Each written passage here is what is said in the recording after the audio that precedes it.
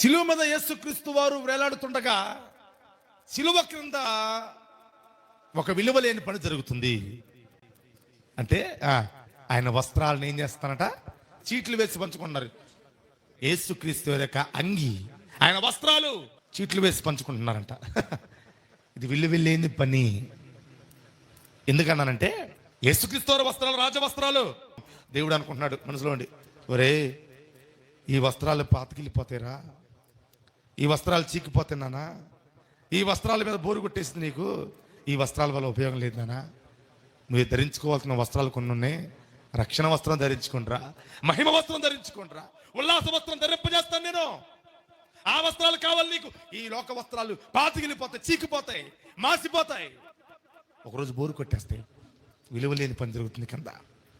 ఆ వస్త్రాలు ఉంటాయండి మనకి? చెప్పండి. మీరు ఎంతో ఇష్టపడి 10 సంవత్సరాల క్రితం కూడా బట్టలు కొనుక్కున్నారుగా, చూడండి, చూపిండి.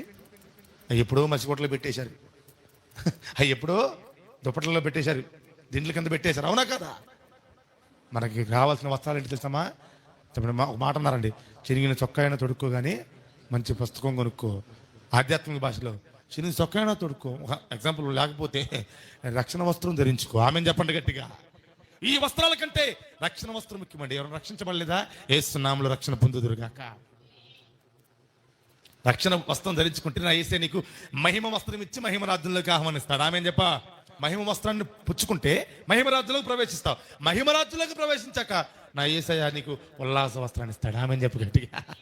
దుఃఖం ఉండదు అక్కడ, కరువు ఉండదు, పాటు ఉండదు, నాశనం ఉండదు, ఖడ్గం ఉండదు, బాధలు, చీకులు, చింతలు, పిల్ల మారట్లేదు, భర్త మారట్లేదు, ఈ బాధలే ఉండవు. ఉల్లాస వస్త్రమే. హల్లెలూయా. గడప కమ్ముల పునాదులు ఉనికెంత స్తుతి ఆరాధన చేస్తే ఉల్లాస వస్త్రం దేవుడు నీకు అనుగ్రహిస్తాడు. ఆమె చెప్పండి.